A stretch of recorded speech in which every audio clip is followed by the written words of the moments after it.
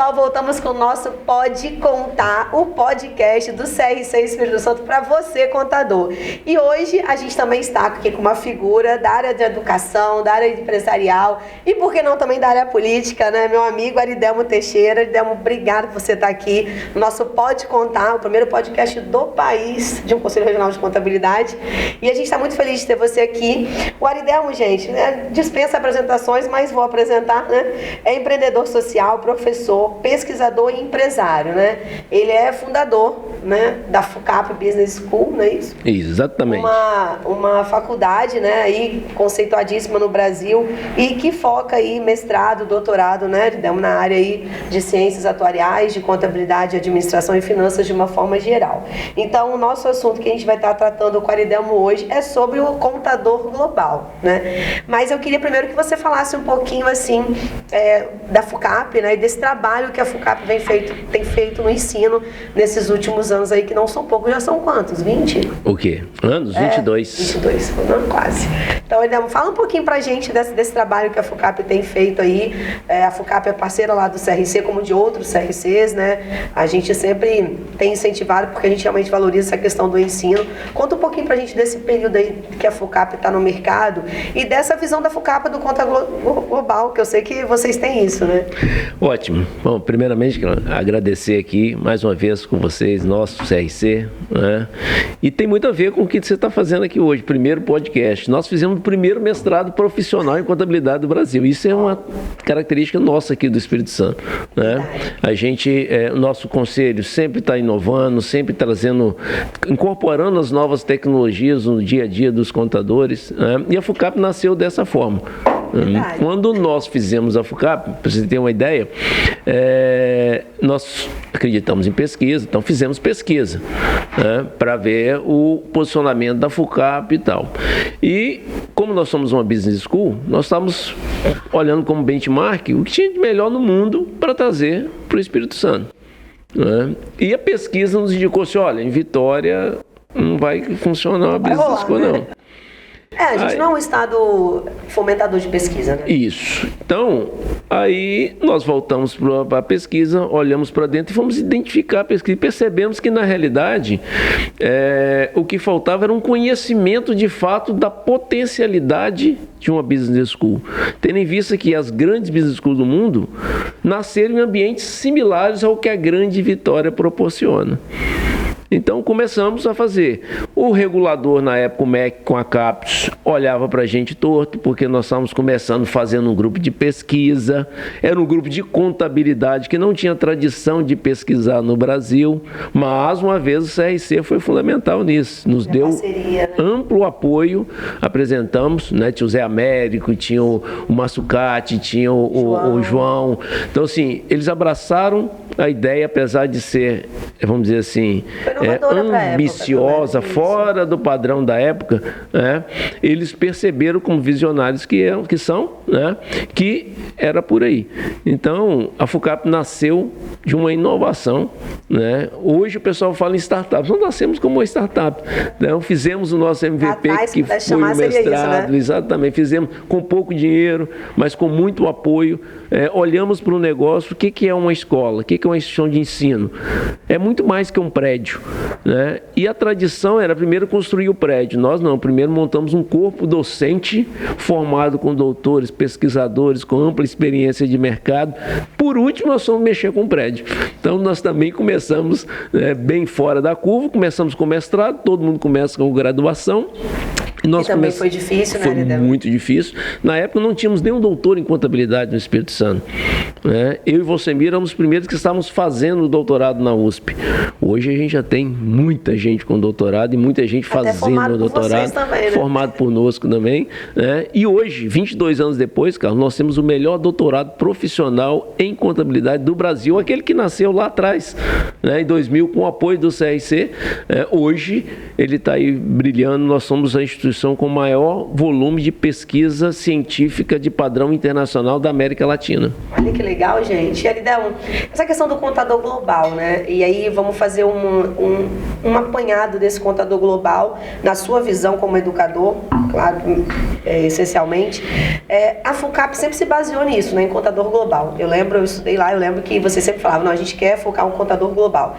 E o que é, para as pessoas que estão nos ouvindo, vão nos ouvir, o que é um contador global? Isso é bom a história, né? Porque em 2000, quando a FUCAP foi fundada, estava se começando a falar em padrões contábeis internacionais.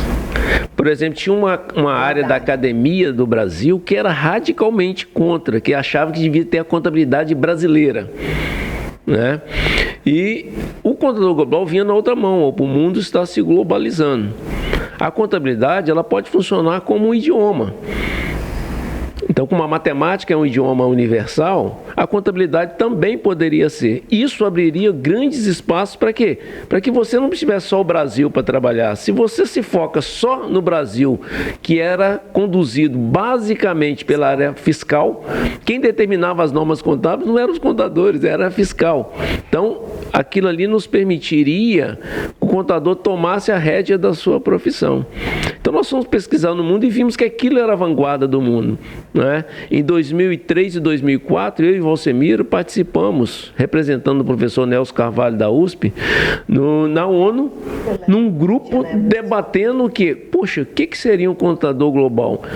Nós tínhamos uma empresa no Brasil na época que ela tinha 117 padrões diferentes, ou seja, a gente tinha que pegar a contabilidade dela, feita no Brasil, e converter em outras 117 para poder fazer consolidações em todo o mundo. Olha o custo que isso dava.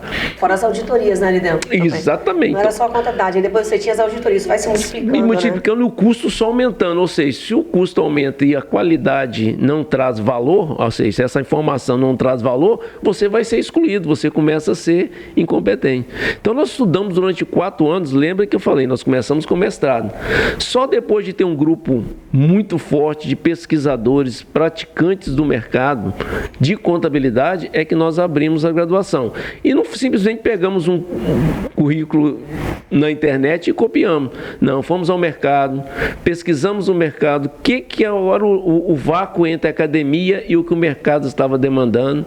Participamos dessas sessões na ONU, discutindo o que seria esse contador global para redução do custo. Isso foi uma vantagem para vocês, né? Porque quando você participa de projetos como esse, representando o professor Nelson, mas aí você, querendo ou não, você está na frente, porque você consegue ter o alcance que muitas outras instituições não teriam do que seria esse contador, e estavam sempre focados lá, contabilidade tributária, não sei o que, aquela coisa toda, e vocês vieram com uma bagagem, não, isso vai acontecer e a gente precisa entrar nisso. Exatamente, todo mundo na época estava criando uma cadeira dentro do curso chamado Contabilidade Internacional, e via de regra era dado aquela cadeira que ninguém queria dar dentro do curso. Ativa. Exatamente, ninguém queria, os alunos não queriam, porque não estavam sendo estimulados o suficiente para perceber quantas oportunidades abririam. Mas nós tivemos dificuldade quando propusemos o currículo Contador Global ao MEC. Amigos nossos que vieram da comissão, que fizeram doutorado conosco, eles acharam que aquilo não era um curso para contabilidade. Por quê? É porque achava que era impossível, né? Exatamente. Então, ou seja, o que era um contador global? Ele tinha que conversar com o mundo. Então, o mundo olha valor de uma forma. E a contabilidade nossa era basicamente custo. Então, nós começamos a trazer valor justo para uma transação. O que é um ajuste de mercado? Isso é um conceito econômico, que é que a contabilidade quase não estuda. Então, nós tivemos que trazer a economia. Não aplicava, né? Exatamente. Então, tivemos que trazer a economia, tivemos que trazer a matemática, né? O contador, todo mundo, a maioria das pessoas acha que contador é um cara muito bom em matemática, né? É o senso comum, né? Contador mexe com número, com dinheiro, então é bom em matemática. Mas na graduação você via uma aversão muito grande aos conceitos, até matemática financeira mesmo, que tem 2 equações. Que a gente tem que usar, né? Exatamente, o contador tradicional daquela época, da graduação, tinha aversão. Então nós tínhamos cálculo 1, 2, 3 e 4 na graduação, economia, microeconomia 1 e 2, macroeconomia, porque eles tinham que entender além da escrituração, além tem que entender do redor, né? Do entorno dele. Então, quer dizer, como é que eu vou fazer uma contabilidade de uma empresa se eu não conheço nem onde ela está inserida? Então, esse contador global, ele veio com todos esses conhecimentos. E aí, Eridel, isso foi evoluindo, né? E aí, eu também queria te fazer uma pergunta. Hoje, a gente tem uns cenários, por exemplo, seria inimaginável lá naquela época que você pegasse um acordo de cotista, por exemplo, ou de acionista, e onde ele dizia, lá no contrato social, diz que eu tenho 50, você 50, mas lá no acordo, diz que você tem 70 e eu 30. Então, começa a contabilizar 70 a 30, independente do que está no contrato social. Sim. Por quê? Porque lá fala assim, ó, se você, acionista, não tem responsabilidade sobre a administração da empresa, eu não posso contabilizar certas coisas, tem que contabilizar o que é verdadeiro. Isso aí. Então, isso ainda hoje, 2022, para muitos empresários e contadores, isso é meio impossível, assim, de você acreditar. Você pega um balancete da empresa, um balanço e olha aqui e fala, não, mas esse cara tinha que estar essa obrigação com esse sócio, entendeu? Então, como que fica isso nas graduações? Você acha que é difícil a graduação hoje conseguir? Você é educador, vocês já vieram de uma pegada diferente, mas a enquete, nem todo mundo tem isso. Então, como é que você acha? Qual vai ser a maior dificuldade para as graduações pegarem isso e aplicarem nas suas faculdades e universidades, já que o Conselho Federal está com uma proposta levando ao MEC exatamente de outro perfil de graduação. Um perfil de graduação com tudo isso que vocês já trabalham e muito mais, como tecnologia, como lei geral de proteção de dados, como marketing. Como é que você acha? Que está lá, né? A Brasicom apresentou, teve um conjunto de professores da FUNCAP, participou disso junto, acho que foi Fábio e Valsamir que participaram. Como é que você acha que isso vai recair agora sobre as instituições e principalmente, o mercado está andando? Como é que vai recair sobre o mercado? O que você, na sua visão de educador, que já vem nessa linha, acha que vai acontecer? Olha, a gente pode pegar experiências de todas as áreas, né? O que está sobrando das outras áreas? Quando a gente fala das outras, porque às vezes, né, a pessoa ela se isenta e consegue perceber melhor. Quando fala da sua, ele fica querendo proteger a sua área, né? Todas as atividades rotineiras, elas serão substituídas. Ponto. Eu vi isso em Israel. Ok? 100%. Não existe espaço para ter operacionais ainda, mas as rotinas vão acabar. Vão acabar. Isso é questão de tempo. Então, se você mantiver o seu currículo formando gente para fazer esse trabalho, ele vai ficar sem atividade no curto prazo de tempo. Então, ou seja, você está formando uma pessoa que tem uma carreira muito curta pela frente, né? Então, mas tem que formar isso? Tem gente que quer. Então, tudo bem, vai ter mercado, vai ter um mercado. Mas é um mercado bem menor. Isso. E muito disputado. Na outra ponta, tinha o nosso programa. Era muito fora da curva. Muita gente chegava e disse, não quero estudar isso tudo, está tendo que estudar demais. Então, é um outro nicho. Só que esse estudar demais, ele vai te dar uma vida profissional de 40, 50 anos. O outro vai te dar de 1 ano, 2 anos. Então, é uma escolha que você vai ter que fazer entre uma e outra. Então, todas as atividades, hoje em dia, vão desaparecer. A inteligência artificial está fazendo isso. Vamos pegar uma outra área. Por exemplo, na Prefeitura de Vitória, nós saímos de 261 dias, em média, para uma licença para a construção, para 48 horas usando inteligência artificial. Aí, as pessoas, os técnicos, serão direcionados para fazer os trabalhos realmente mais intelectuais do que o braçal. A contabilidade, então, isso vai ser... Você vai hoje, uma cirurgia hoje, a diagnóstico, os computadores, a inteligência artificial está fazendo diagnóstico com muito mais precisão do que a pessoa, o médico. Então você já tem hoje aí aos estudos internacionais uma detecção de câncer. Os sistemas de inteligência artificial já estão com a margem de acerto muito maior do que os profissionais. Mas isso é um bom exemplo porque ela já usa muito tecnologia. Isso. Né? Então, vai acabar com o médico? Não. O médico vai estar fazendo um novo para alimentar a inteligência artificial. Por isso que ela é artificial. Ela parte de outra inteligência para se alimentar, né? Então, na contabilidade não vai ser diferente.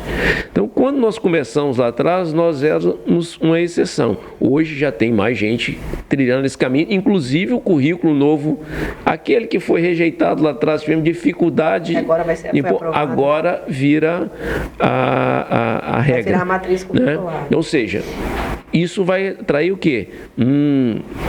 Hoje nós vamos sair do volume, que a gente tem um dos maiores volumes de alunos na graduação no Brasil, né, da profissão, para um nicho. né? Como vai acontecer com o direito também. Eu acho que vai aumentar, tem gente que fala vai diminuir o número de alunos, eu acho que não, acho que vai aumentar o número de alunos e eu acho que vai voltar o técnico, que eu não sei porque que saiu, porque é aquele básico que tem gente querendo fazer, que você forma mão de obra rápida, que no mundo inteiro tem, na minha visão a gente cometeu um erro, o mundo inteiro tem, inclusive agora quando eu fui nesse seminário de estudo aí em Israel, que a gente teve várias pessoas falando aí de tecnologia, né? Eles falaram, eu não sei porque que o Brasil, o cara lá de Israel falou, tirou um curso técnico, a mão de obra rápida, que sempre vai ter um espaço para fazer aquele tipo de coisa. Então, porque a rotina, o graduado não quer fazer. É um problema, né? Você olha. O contador global quer rotina. O alemão 60%, 70% do alemão termina o ensino médio empregado no nível técnico e muitos técnicos ganham mais do que o nível superior. Pois é. Porque são habilidades diferentes. Levantamento das maiores potências do mundo, os técnicos como é que são? No nosso caso, o MEC é o responsável por isso. O Brasil inverteu a pirâmide. Hoje, 70% do recurso do MEC vai para o nível superior. No primeiro mundo é o contrário, 70% está lá no jardim da infância. Trabalhando a base. Por quê? Você aproveita, desenvolve as potencialidades do indivíduo para depois ele conseguir se formar. Então, com isso você responde a pergunta, veja, então olha a dificuldade do aluno para ser um contador global, ele não tem a base ali dentro. Então assim, exatamente. Eu já estou formado a fazer 50 anos, um menino de 20, ele tem muito mais agilidade para pegar isso do que eu. Então quer dizer, a gente também tem que pensar que a gente tem que se preparar para essa virada desse mercado, que ela vai ser rápida, concordo com você. Vai ser rápida. Para esse contador global, que é esse contador que tem que ter mais habilidades, que tem que ter soft skills mais aprimoradas, que tem que ter hard skills mais aplicadas, né? Então, isso vai ser alterado. Aí fica a questão das universidades, né?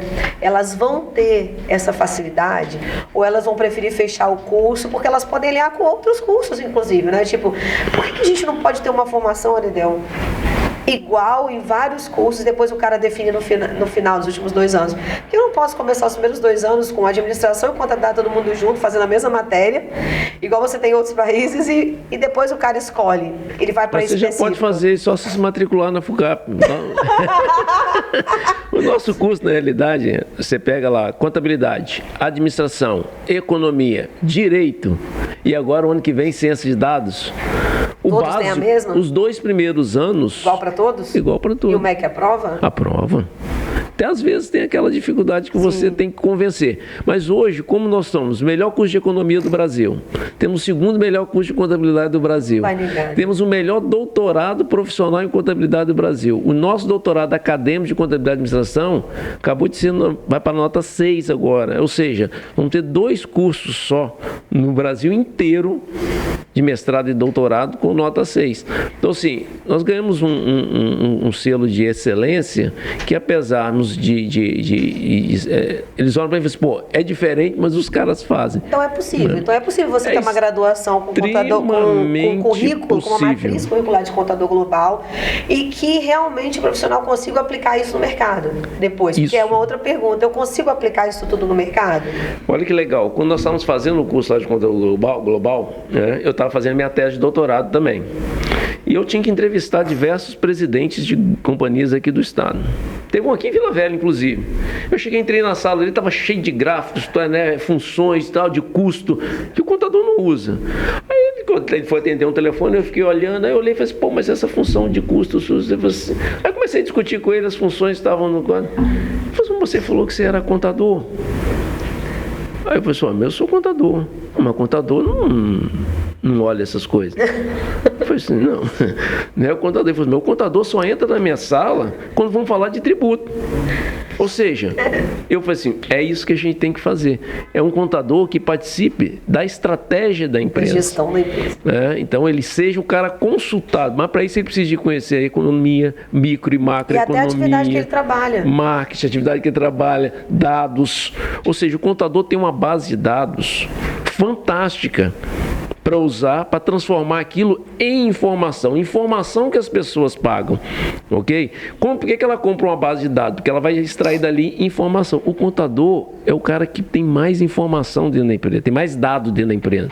Ele pode pegar esse dado, escalonar, ele pode brincar com isso, brincar com tudo. Ele pode até provar para o cliente. Eu lembro quando entrou norma internacional, que a gente teve que obrigatoriamente fazer DFC, porque ninguém fazia, o contador não fazia DFC. E aí, quando a gente começou a prestar DFC, o cliente sempre pergunta, né, então, esse lucro não é verdadeiro. De onde você tirou isso? E quando a gente vai levar para uma DFC, a gente chega naquele número lá do disponível dele, ele, caramba, o que você fez uma maracutaia para chegar nesse número? Que aí a gente, isso é uma coisa idiota, né? Tipo assim, uma DFC, uma demonstração de fluxo de caixa contábil, método direto, que você consegue provar que o cliente, que você sai do lucro e chega no disponível, coisa que ele dizia que a gente estava inventando o número.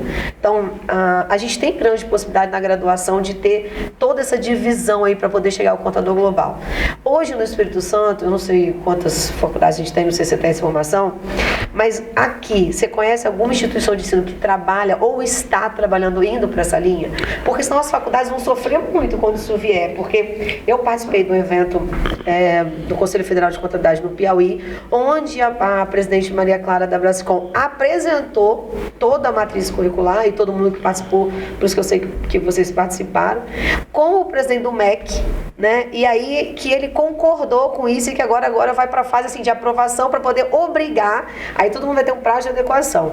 Então, as instituições aqui, e claro, você tem, a FUCAP tem vários locais do país, você vê que elas estão já mudando, porque senão vai ser um baque muito grande. É a mesma coisa assim, é a mesma coisa que a gente saiu de fiscal para societário, e a gente teve aí, era para 2018, e a gente teve aí, 2008, desculpa, e a gente teve até 2010, depois o Conselho prorrogou para 2011 para a gente se adequar.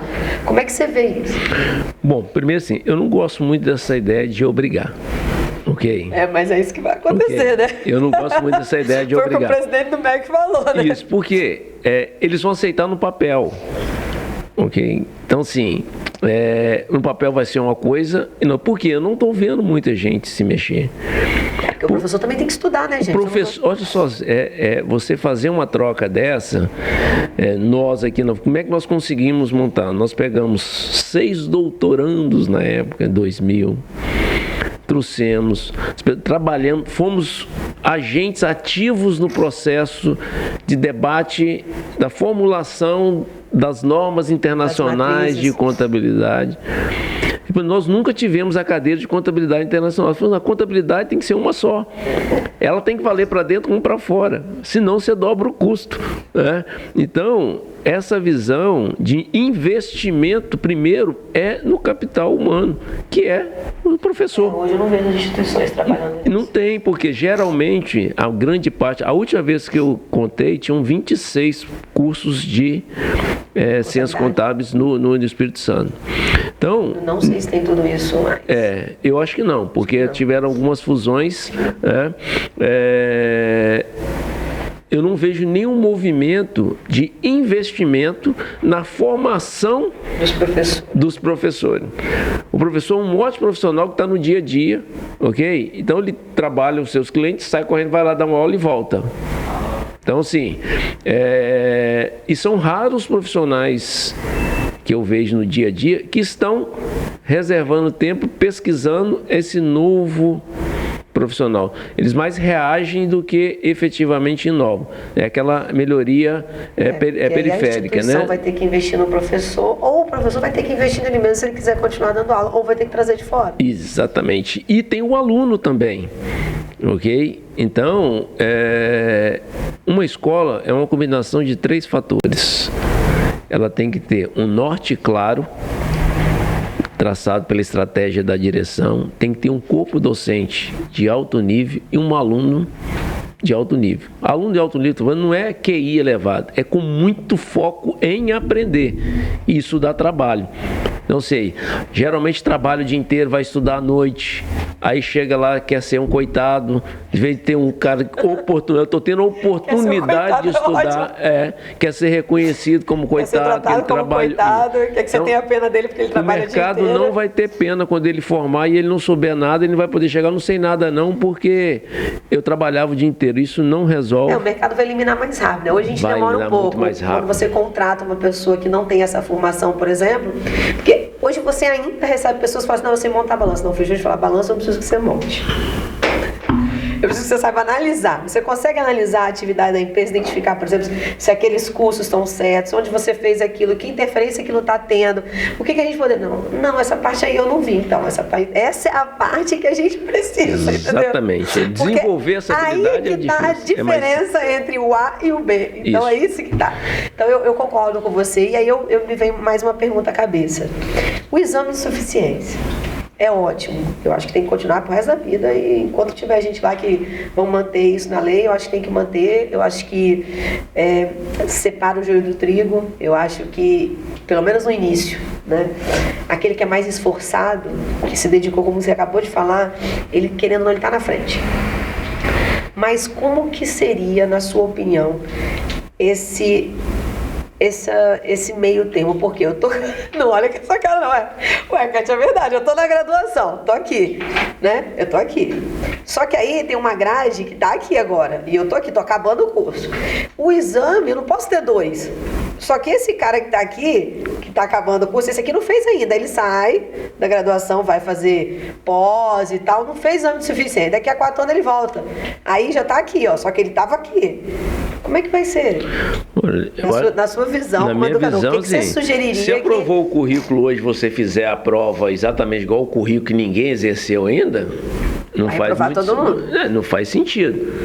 Tendo em vista que um profissional, se você implementou um sistema hoje, ele vai gastar no mínimo 4 anos. Então, a prova tem que ser gradativa. Mas você sabe que esse cara que está aqui, daqui a 4 anos, ele também não passa, isso, né? Agora, isso. Tem que fazer ou o curso... Ele tem que fazer... Mas isso foi... não sei se você lembra, quando nós lançamos o Contador Global, diversos profissionais já de mercado, amigos nossos, foi fazer esse curso, que eu vi a grade e falei assim, estou pensando, eu falei assim, não, você não precisa fazer uma graduação de novo. Vem aqui, vamos sentar aqui, vamos fazer um trackzinho para você, que você já tem uma bagagem muito forte, você tem que ampliar só o seu ângulo de visão. Nada mais do que isso. É a mesma coisa. Então, o cara está terminando hoje. As instituições elas vão criar um meio paralelozinho para o cara poder se adaptar. Porque senão ela morre. Então, por isso que eu gosto de mercado. O mercado é o seguinte, se eu não fizer, o outro vai fazer, o aluno vai para lá e eu perco. Então eu vou ter que fazer. Por isso que eu acho que obrigar não é necessário. O necessário é você instigar a concorrência, que aí funciona. Ok? E aí você bota... Porque tudo no Brasil demora muito, né, Arinel? Então, assim, as instituições privadas, não estou falando da de grande, tá? Porque a de grande, ok. A de médio porte, ela não seleciona um profissional considerando isso. Então, isso, se a gente não fizer alguma coisa que seja não só opcional, mas que tenha um empurrãozinho um pouquinho para a exigência, não vai rolar, vai demorar muito. Mas olha que legal, uma informação de mercado. Vai demorar muito, né? Vai demorar um pouquinho mais, porque eu tô falando das médias, aquelas que faturam assim, das PMS, né? Esse cara, ele ainda acha que ele não precisa de contador, que a teoria é lindo, mas a prática... Eu posso te provocar? Né? Claro. O que ele vê como contador, ele não precisa. Mas eu também acho. Né? É isso que é o diferencial. Eu também acho que ele não precisa. Ele olha e fala assim, você lembra aquela frase que eu disse, mas você é contador? Porque você está discutindo comigo coisas que eu só discuto com meus engenheiros. E eu estava falando de quê? Custo, despesa, investimento. Provavelmente. Isso, ok? Valor de mercado. Né? Porque eu estava olhando os números e falei assim, mas a sua empresa está com problema de geração de valor. Ele falou assim, exatamente esse é o nosso problema. Aí ele falou, mas você me disse que você era contador. Eu falei, mas eu sou contador. Mas isso não é uma área que dá contabilidade. Mas lógico que é. A gente também pode escolher, ué. Esse eu só quero prestar serviço para quem queira isso. Isso. Então, assim, por isso que eu não gosto de obrigar, entendeu? Porque, assim, não, eu vou continuar... Você não sai em lojinha, de vez em quando você não acha uma lojinha de secos e molhados? Em tese, secos e molhados já acabou há mais de 100 anos. Você foi longe. Mas o cara quer continuar tendo uma loja de secos e molhados. Ele quer pegar o feijão no saco e bota pesar. E tem gente que vai lá comprar. Então, assim... Verdade, aquele saco de coisa é verdade, isso. Eu vou longe agora. Exato, mas para que eu estou usando um exemplo muito longe? Porque, assim, é uma opção da pessoa. Ele gosta. Então, quando você obriga, você vai forçar o cara... Pede o estímulo, né? Exatamente. Ele vai fazer uma coisa que não quer, então ele vai fazer o quê? Vai comprando. Tem um monte de gente que compra diploma. Ainda tem, gente? Pelo amor de Jesus.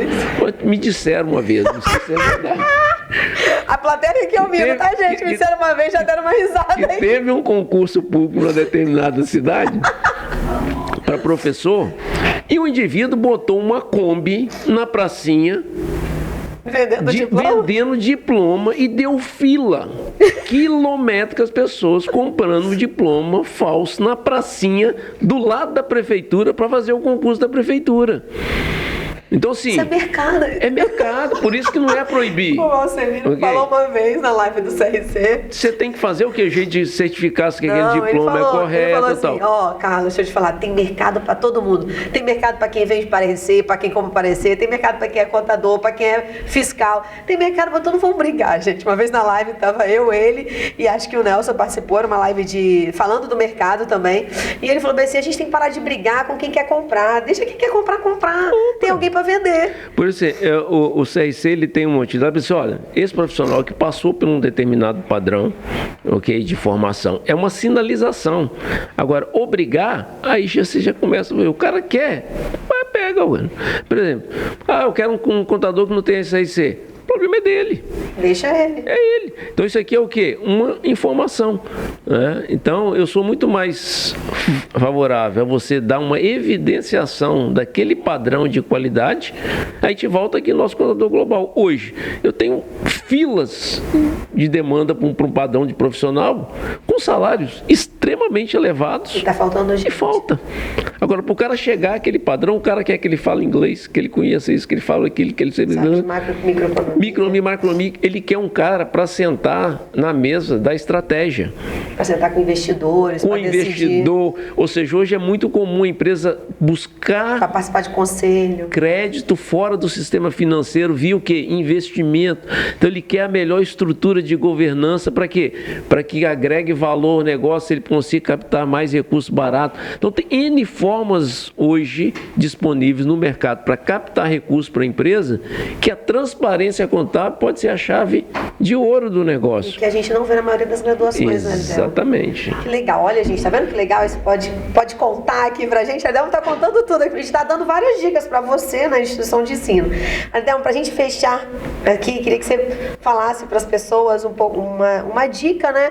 O que você sugere, você como educador, para as instituições de ensino e os gestores dessas instituições na área contábil, que eles façam, considerando todo esse cenário que a gente está comentando aqui, quer dizer, já tem uma matriz que já está lá no MEC, que o MEC já aprovou, que foi trabalhada há anos, né, por pessoas que vêm estudando isso. O que você sugere para eles? E o segundo, para os alunos. O que você sugere para os alunos que eles se movimentem? O que eles acham que eles têm que fazer? Bom, primeiro, instituições de ensino, elas oferecem serviços, ok? Então, ela vai ter que conversar com o seu tomador de serviço, que é o aluno. Então, se a FUCAP, por exemplo, pegar o curso dela e abrir um em cada cidade, vai quebrar. Porque não tem volume de pessoas querendo fazer um volume de sacrifício com esse perfil, ok? E não é certo, não é errado. Então, a instituição ela tem que primeiro olhar para onde o posicionamento dela e conversar com esse público daquele posicionamento. Então, eu sempre falo isso, a FUCAP implementou um currículo contador global, mas isso não é obrigatório que se faça. Isso não é regra. Você pode ter um público que naquela cidade lá não precisa disso. Exatamente. Porque às vezes a pessoa fala, mas isso aqui são poucos... Não. Toda média empresa quer ser grande. Para ela ser grande, ela vai precisar de um bom sistema de informação e a base dele é a contabilidade. Então, para o aluno, eu digo o seguinte, o esforço vale a pena. Se você tem tempo, às vezes nem tem muito dinheiro, mas se você tem tempo, invista num padrão de contabilidade extremamente elevado. Você vai mudar o ângulo de visão, as oportunidades para você. Então, assim, é o esforço que faz o seu posicionamento enquanto profissional. Se você está estudando 10 e o outro está estudando 100, ele vai ter 10 vezes mais chances que você, ok? Então, mesmo que você esteja numa instituição que não esteja lhe proporcionando um currículo mais avançado, você tem outros caminhos para fazer em paralelo e se auto-enriquecer, né? Às vezes você está numa cidade que não tem, não é por isso que não vai fazer. Você vai fazer, mas tem outros caminhos para você enriquecer, vai dar mais trabalho para você? É óbvio, mas é isso. O trabalho só vem na frente do sucesso no dicionário. Você quer ter sucesso, meu amigo? Tem que trabalhar duro, ok? Trabalhar duro com inteligência para você transformar isso em valor para você. O profissional tem que dar um valor intrínseco a ele. Nós estamos na geração do conhecimento. É o conhecimento que rompe barreiras, independente da sua origem social. Nasceu pobre, nasceu rico. Tendo conhecimento com amplitude... Disso, né, exatamente. Com amplitude você consegue vencer as barreiras sociais. Gente, lembrei de 2 ditados aqui, né? Estamos falando isso. O primeiro primeiro você dá para depois receber, que é isso que ele quis dizer, né? Ou seja, primeiro você se dedica muito para depois você querer ter o retorno, né? E o segundo, gente, é o universo devolve. Eu sempre falo isso. Se você está gerando informação, está gerando coisa boa, o universo vai te devolver um bom resultado, porque você está tendo competência e capacidade de chegar à frente. Então, Edilma, obrigada. Você vir aqui no Pode Contar, gente. O Pode Contar, o podcast do CRC Espírito Santo. Então, acesse nossas redes sociais, curtam, deem sugestões de temas, que a gente está aqui para gerar informação para você. Até o próximo podcast.